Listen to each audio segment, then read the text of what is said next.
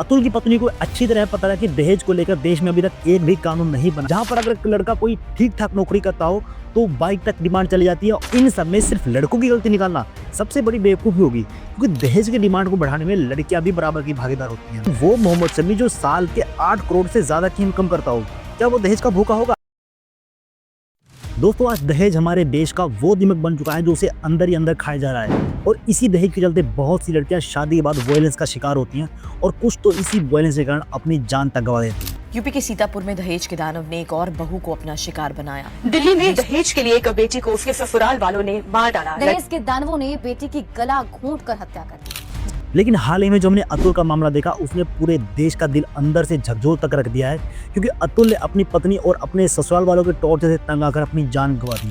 क्योंकि अतुल की पत्नी ने और उसके ससुराल वालों ने उस पर दहेज को लेकर, जो उसने कभी मांगा भी नहीं था, 498A जैसी संगीन धारा लगवाई है।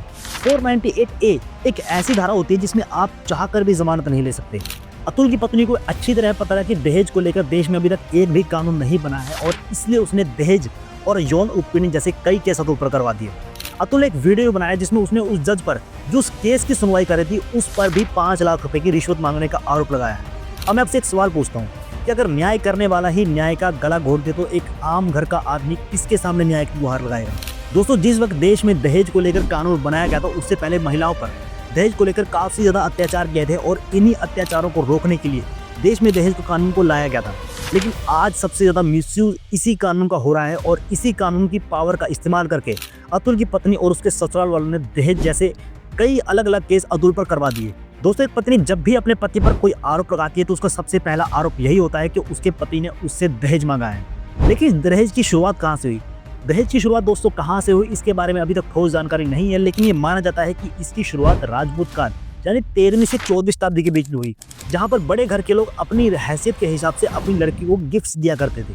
लेकिन धीरे धीरे ये सिस्टम आम लोगों तक भी पहुंच गया, और आज के समय में ये एक इतने बड़े लेवल का बिजनेस बन चुका है, जहां पर एक छोटे घर की लड़की की शादी तभी हो सकती है जब वो अपनी औकात से बढ़कर लड़के वालों को दहेज दे। यूपी बिहार में तो ये रेशो और भी ज्यादा बढ़ जाता है, जहां पर अगर एक लड़का कोई ठीक ठाक नौकरी करता हो तो बाइक तक डिमांड चली जाती है, और अगर एक सरकारी अच्छी खासी नौकरी करता हो तो ये डिमांड कभी कभी कार तक भी चली जाती है। अब इन सब में सिर्फ लड़कों की गलती निकालना सबसे बड़ी बेवकूफ़ी होगी, क्योंकि दहेज की डिमांड को बढ़ाने में लड़कियां भी बराबर की भागीदार होती हैं। अगर लड़कों को दहेज में बाइक या फिर कार चाहिए होती है, तो लड़कियों को भी एक परफेक्ट लड़के के नाम पर एक ऐसा लड़का चाहिए होता है जो कम से कम 1.5 लाख रुपए कमाता हो। आइडल हस्बैंड कैसे होना चाहिए? बहुत खर्चे वाला होना चाहिए। नीड की चीजें, जो जरूरत की चीजें, उससे भी ज्यादा पैसे खर्च करे। क्या आपको अमीर लड़के पसंद है? अमीर ही होना चाहिए। I do like that. और शायद यही कारण है कि दहेज की डिमांड दिन ब दिन बढ़ती जा रही है, और इस बात की भी कोई गारंटी नहीं है कि इतना दहेज या फिर इतनी सैलरी वाला लड़का मिलने पर आप खुश रह पाएंगे। आज मोहम्मद शमी को हर कोई जानता है, लेकिन उसकी वाइफ ने भी उस पर दहेज के साथ साथ देशद्रोह तक का आरोप लगाए, जिसकी वजह से मोहम्मद के करियर पर काफी ज्यादा इफेक्ट हुआ है। अब आप एक बात सोचिए कि वो मोहम्मद शमी जो साल के 8 करोड़ से ज्यादा की इनकम करता हो, क्या वो दहेज का भूखा होगा?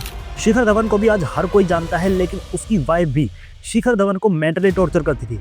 हार्दिक और नताशा का डाइवोर्स भी इसी वजह से हो गया, क्योंकि नताशा को हार्दिक की पर्सनैलिटी से प्रॉब्लम थी। और ऐसे हजारों एग्जाम्पल आपको मिल जाएंगे, और ये सभी एग्जाम्पल आपको ये समझाने के लिए काफी हैं कि पैसा या फिर दहेज ही सब कुछ नहीं होता।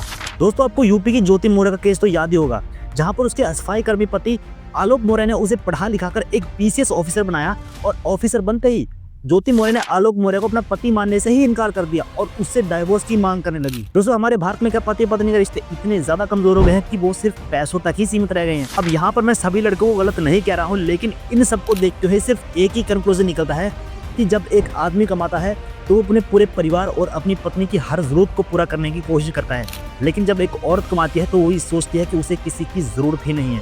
अगर मेरी बातों से या फिर मेरी वीडियो से किसी भी लड़की को ठेस पहुंचे तो मैं हाथ जोड़कर माफी चाहता हूं, और अगर मेरी वीडियो पसंद आई हो तो वीडियो को लाइक करके चैनल को सब्सक्राइब जरूर कर लेना।